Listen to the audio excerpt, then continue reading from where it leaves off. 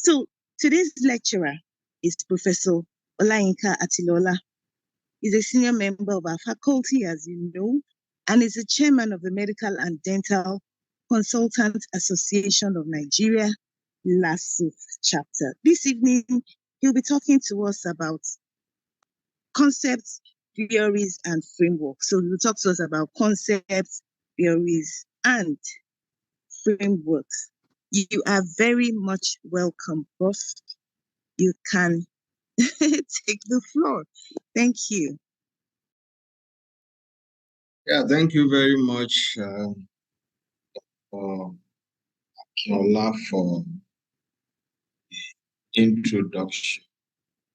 Of course, I'm happy to hear, and the topic that we are going to be talking about today is concepts, theories, and frameworks in research.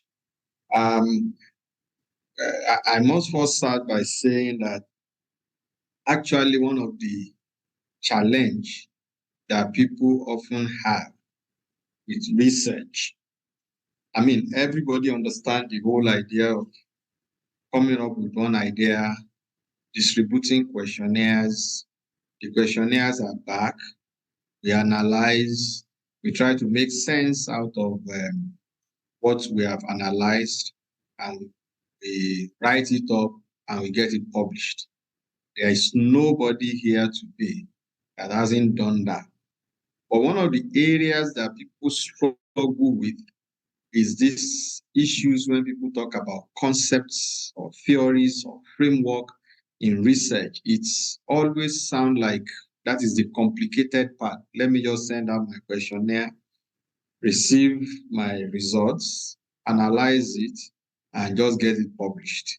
And it makes a whole lot of sense. I would agree that that makes sense to a lot of people. But the issue there is that a lot of time, one of the things that makes research to not be of good quality and of good publishable quality is usually related to this fact that the research is lacking in concept, in theory, and in framework, such that the outcome is barely interpretable or is barely able to advance knowledge in any way. But I understand why a lot of people find it cumbersome, because these are concepts that sometimes are also difficult to understand and difficult to really grasp. And so for that reason, I will say that I will make a fair attempt at making it to be understandable, and I hope that I will be able to achieve that. I will keep it very simple. I will make sure that we don't have too many complicated concepts. This is actually a very big and complicated topic, but I'll just try to keep it within what will benefit the audience. Yeah. Perfect. Thank you. Okay. So let's start with concepts. What are they? What are concepts?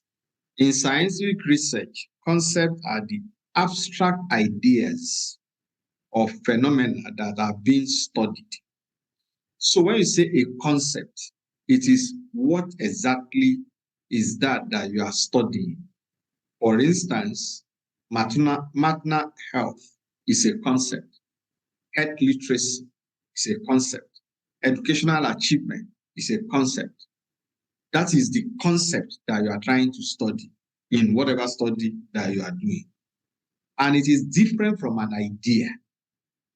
So sometimes people confuse ideas and concept, but they are two different things. An idea is a rough mental impression, such as a thought, a suggestion, an opinion, a belief, an institution that is based on a random observation. I give the example of the fact that, okay, so you are in a dental clinic and you are attending to dental patients. And you just observe that those who have braces looks happier than those who don't have braces. Now, and you may think that maybe braces make people happy. That is an idea or a thought that just comes to your mind. But it's not a concept. It is just a thought. It is when you now sit down to think about that within an understanding that is drawn from a particular fact or logic. That is when you move that idea to a concept. So if you look at braces and that they look happier, and you think maybe braces make people happy, and you start researching what may be the link between braces and happiness, and you come across the fact that braces are made from a metal called, let's say, titanium. And you also come across one study that is saying, yeah, titanium has once been used to treat depression. I may begin to say, okay, wait, I think I'm finding a concept here. That is when idea begin to move into concept. But a lot of time, people run with ideas and they go into research without a concept.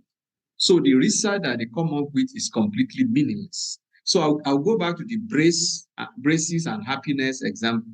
And the next thing is that, okay, you know what? I just pick a questionnaire that assess happiness. I gave the questionnaire to those with braces and those without braces. And then they all answer how happy they are or how happy they are not. And I took it to the analyst that, look, I have the data of people who have braces and their happiness level. I have the data of those who don't have braces and their happiness level. Let me run the statistics. And it runs, yeah, it's significant, statistically significant. Those with braces are happy. And then I quickly write that up and I'm hitting the press, whatever journal or whatever. And they are saying they don't know what I'm talking about because people will now start drawing your attention to the fact that, so what is the lesson that we have learned here? What is the theory underpinning this research in the first instance?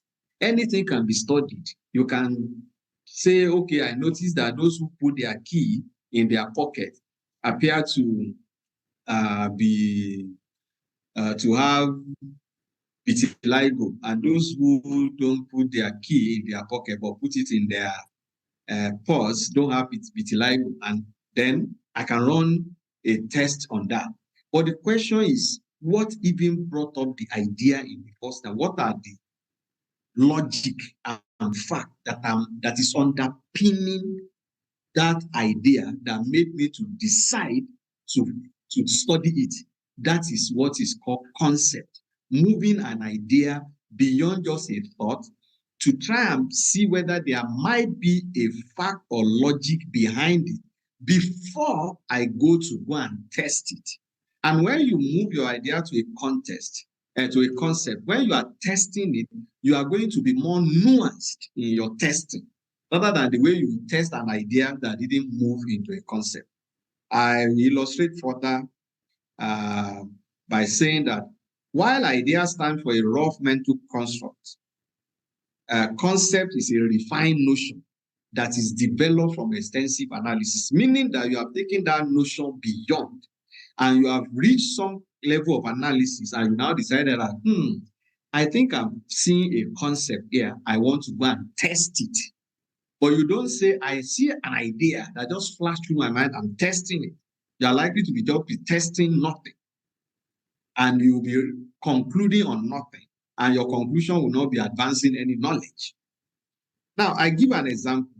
I can watch a bird that is flying, and I have an idea that, look, if a bird can fly, humans too can devise a way to fly. That's an idea. But then by the time I sit down and I say, but there is already a theory that says that something that is heavier than air cannot fly. That's a theory already exists. Except if they are moving at a particular speed. Okay, maybe that is why the bird is able to fly. The bird is certainly heavier than air, but it is not static. It is moving. Maybe if I create something that humans can sit in it. Yes, it will be heavier than here because humans are heavier than here. But if I can move it at a very fast speed and I drop it mid-air and it still continue at that speed, it can fly. Maybe that is how the concept of aeroplane came to be. So you can see the movement of idea. Before I transformed the idea to an aeroplane, I brought in theories. One theory is the fact that something heavier than air cannot fly. But another theory is saying, except it is moving at a high speed. There are other theories that may say when the air that is above is hotter than the one that is below, things tend to float. I bring all of these things together and I incorporate together, then I form an aeroplane. That is another way of illustrating translation of idea to concept. But that my original idea that if bird can fly, humans can fly.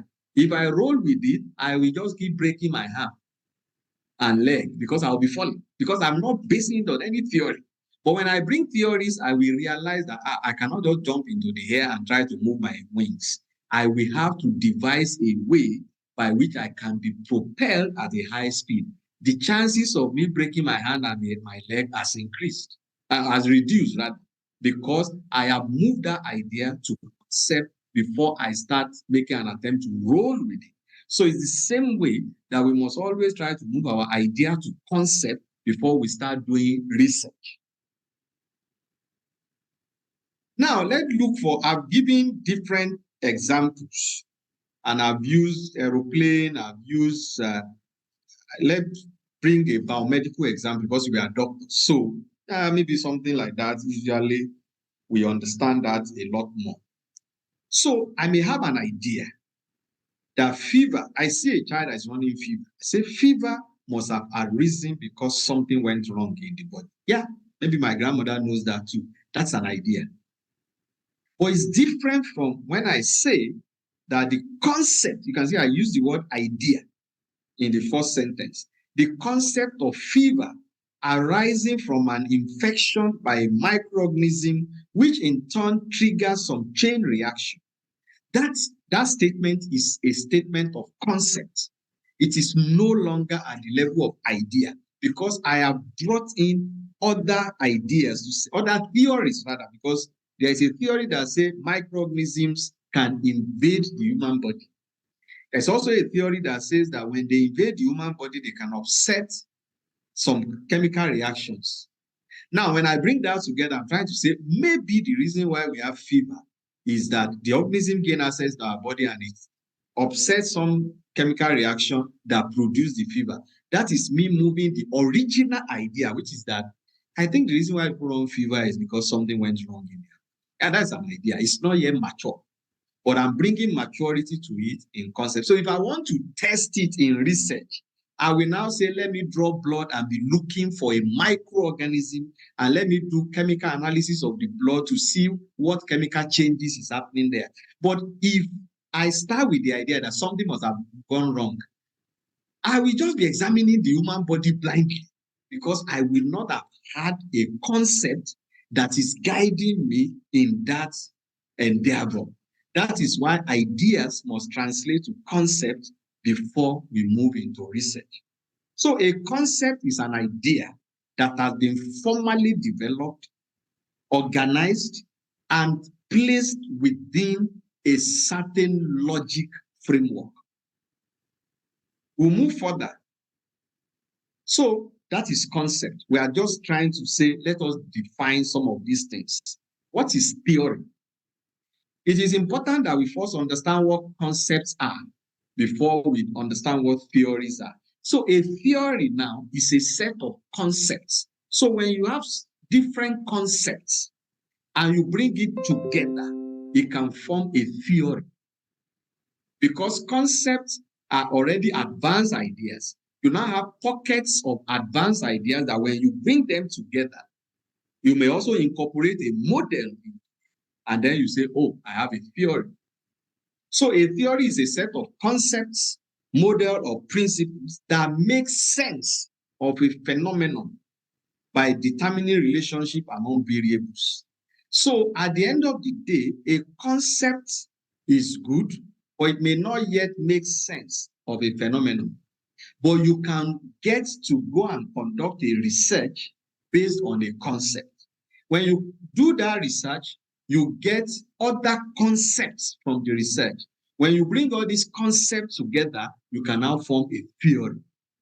And inside that, you can bring both concepts and you bring a model and add them together, and then you have a theory.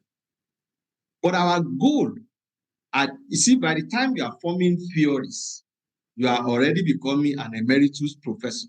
Most of our career as a researcher is us developing and testing concepts.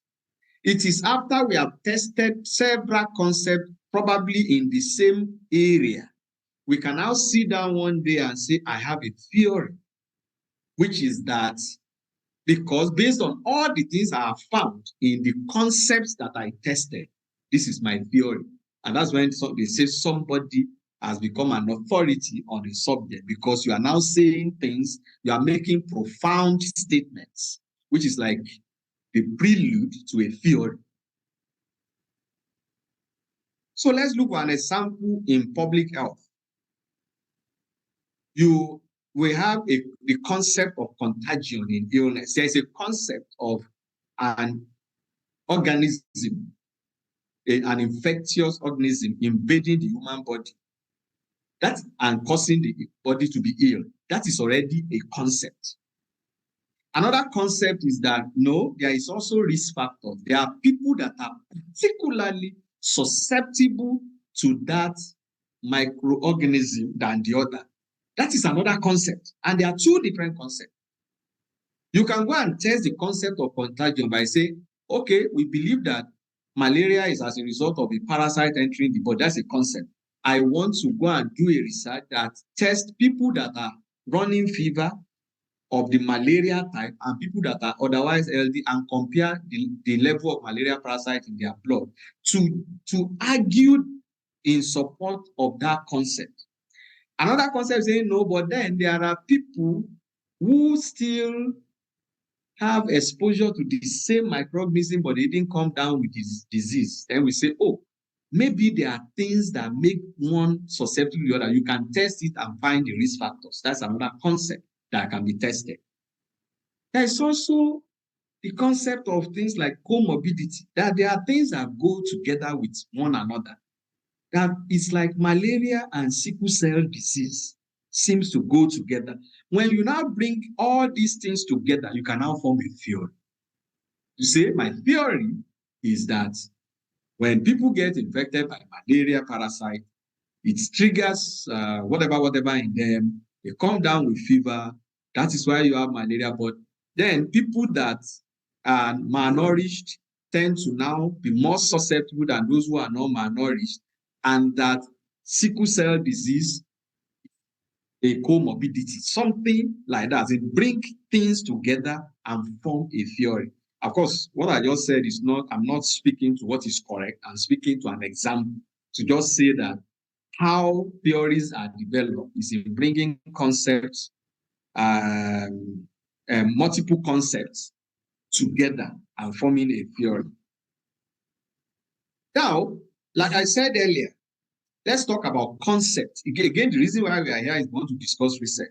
Let's talk about concept as building block of research.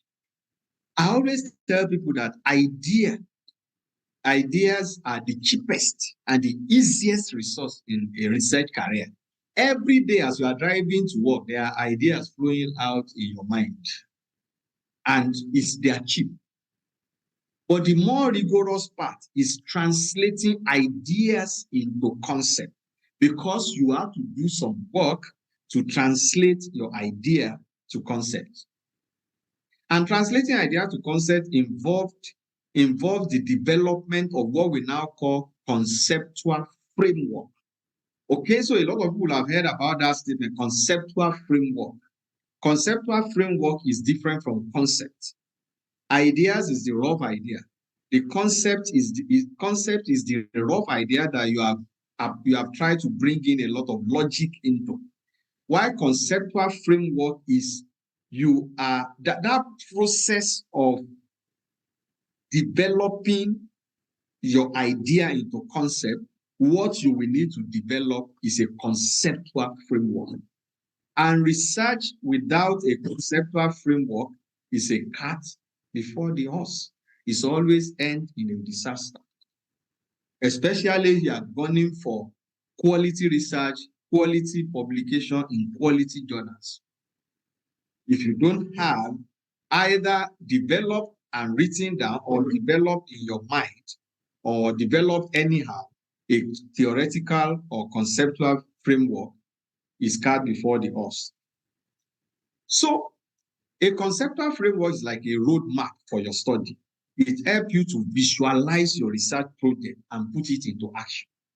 So when you develop it, you can say, okay, so to answer the question I want to answer, these are the things I need to do, these are the things I need to incorporate, because you already have a concept and then you have developed into a conceptual framework. It is what defines the relevant variables for your study and map out how they might relate to one another. And it also helps to situate your study within existing knowledge. See, studies don't stand alone. You can't just say, oh, people with braces tend to be happier, so I want to test whether it is true. But what is the existing knowledge about braces and happiness? I say, I don't know what is my own business with that one. I shall have noticed and I want to test. That is not how knowledge develops, because you must know what other people know and say, okay, it's either you are testing whether what they know is true, or you are advancing what they know to see whether you can raise the bar in terms of the trueness or the untrueness of it. It is, but usually conceptual framework are an underrated methodological approach, which people should pay attention to. I am also guilty of this. I remember as an early career researcher, anytime somebody is telling me what of conceptual, I say, let's just do this work. But I realized that it's because we don't usually want to do the rigor of putting such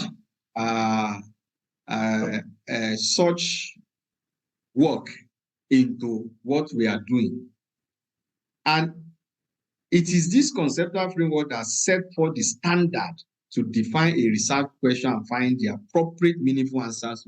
You can't answer a good research question without having a good conceptual framework.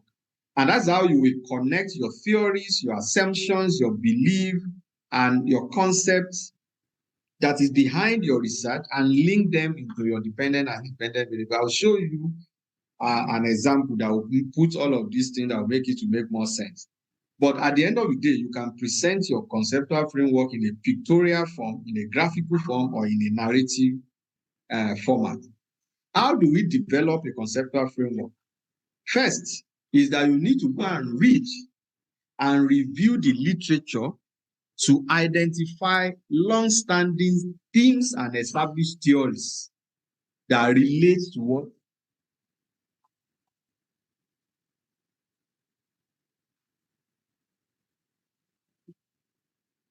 you need to, when you have your idea, you now need to go to the literature, go and investigate more about that idea and see what has been established as a long-standing theory.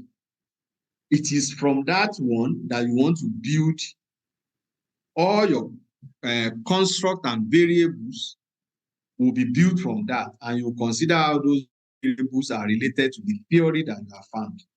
Then you plot the framework in a pictorial or narrative form after you have done all of that. Like I said, let's look at an example. So I will pick an example of a study in a field that I'm familiar with so that it will be easier. But of course, I recognize that other people may not be familiar with this, but again, we are not discussing schizophrenia. We're just talking about an hypothetical situation. So let's say you observe that most of the patients with schizophrenia that you have seen are in a lower social class, that they are usually poor people. But when you compare with the patient without schizophrenia that you meet everywhere you go, they are richer people, and you are asking yourself, it's like it'd be like say it's like poverty causes schizophrenia. Now, the wrong person will just carry questionnaire that assess social status, give it to all the schizophrenic that he has seen, and then give it to healthy controls, and realize that most of the schizophrenic patients picked the fact that they are low socioeconomic status, while the other ones picked more of higher. And then he did the stat, chi-square, Google, and it came out as significant. Then he said, finally, it's like poor people have schizophrenia. So schizophrenia is more common among poor people than among rich people. It makes sense, but that is complete nonsense research, because that individual have just rolled with an idea. The question is, you want to know, do people with schizophrenia belong to a lower social class than people who do not have it? That is the question. But instead of running immediately with that idea, you form an hypothesis that people with schizophrenia are often poorer than those without the disease. That is the hypothesis from running with an idea. But let's move to the next page and now see. When you go to the literature, you now come across the social position theory of schizophrenia. Now, don't forget that the person that went to go and read this social position theory of schizophrenia is only trying to develop the idea into concept. The other guy has run with the idea, and questionnaire is already everywhere. And the outcome will come to him that, yes, they are poorer, so poverty and schizophrenia together, and that poor people have schizophrenia more than rich people, which is not the answer. So when you now see social position theory, it's now saying, wait, people is already established as a theory of schizophrenia that people who are poor are likely to have been born by unskilled birth attendant. And we know that any obstetric complication when you are born increases your risk of schizophrenia later in life. So that's an information. We say they are also likely to experience adverse childhood trauma. Those who are poor are likely to experience adverse childhood trauma, like poverty. They experience more of, they live in neighborhood where people are more likely to be raped. The mother is not always available. Somebody is molesting the child. The father was arrested by police and went to jail.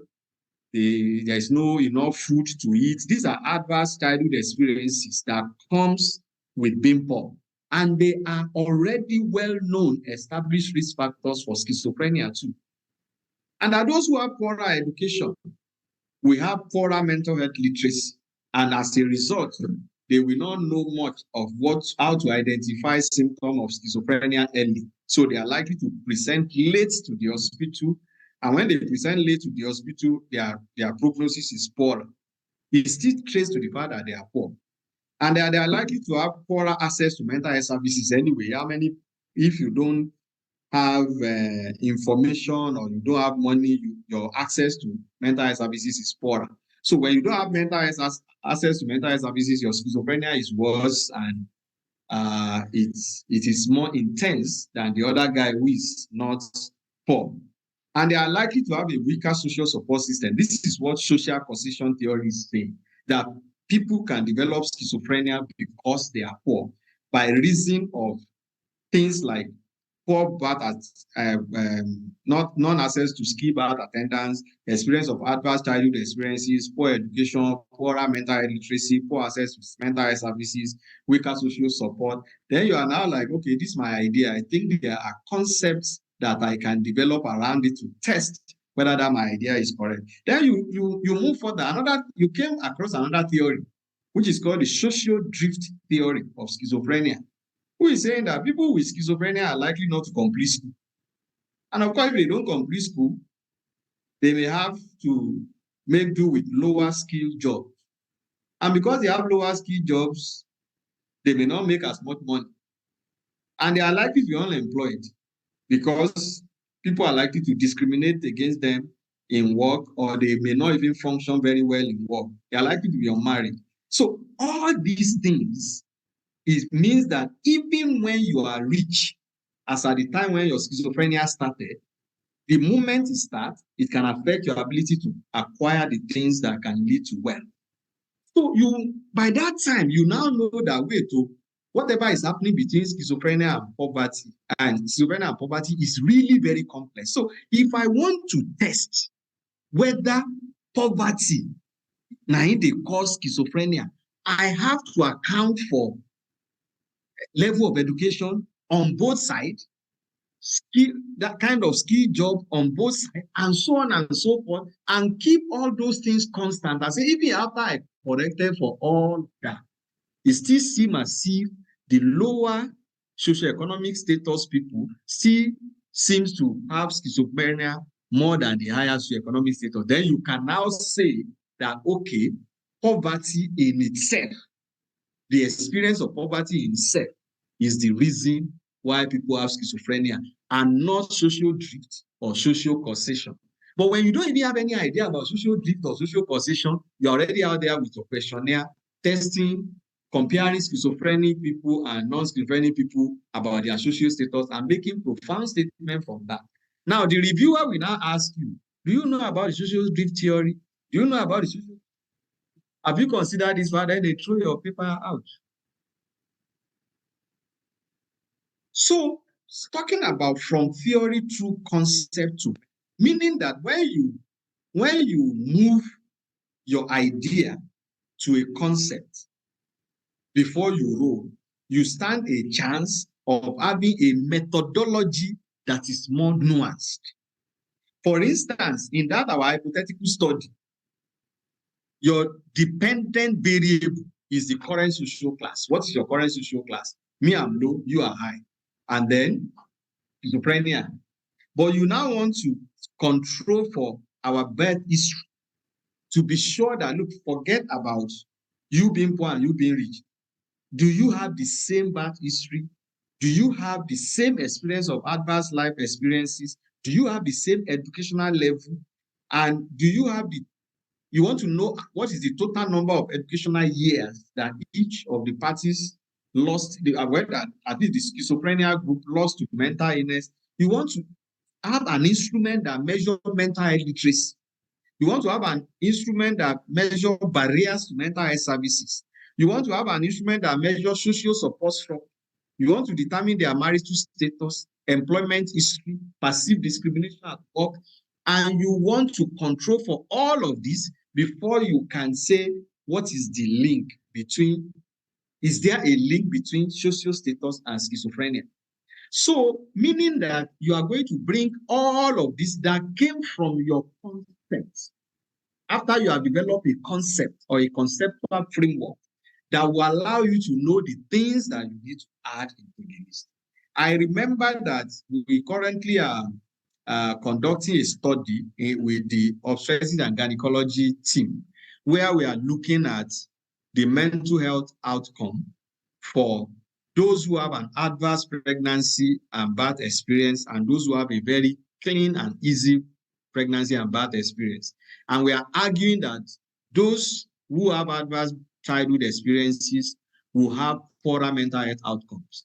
But we are not there just saying, oh yeah, this is instrument for mental health outcome, give it to this group and this group, let's go.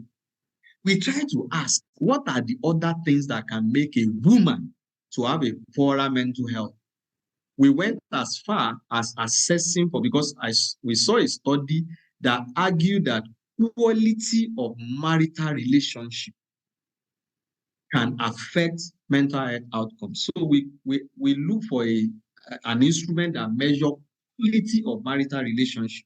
Now, we have silenced any reviewer that is trying to say, you be sure. Some of them are unmarried, some are married, their husband is beating them. Then you say because they had a poor obsessive outcome, that's why they are depressed. While the other group, you didn't see whether they are different in terms of the kind of husband that they have. Okay, we have control for that. There is also something that is called meaning of an event. So, a baby died in the course of birth. But what meaning does it have for me? There might be somebody who have always thought that, look, this marriage where I did, I'm not sure that it is pure. And I think this baby is about to tie me into this marriage. And they have been worried. Then the baby dies. Say, oh, at least this is my cue to leave this marriage. Now you are assessing that child that died and using it to categorize that woman as adverse bad outcome. Whereas what you thought was an adverse bad outcome is actually a good outcome for her. But then you now bring an instrument that measures meaning of it, so that you can control for those who that event does not have meaning to them. But these are things that came from extensive review of theories that we brought into that idea to form a robust concept and a wide conceptual framework with which we can answer our question more validly and in a more nuanced manner.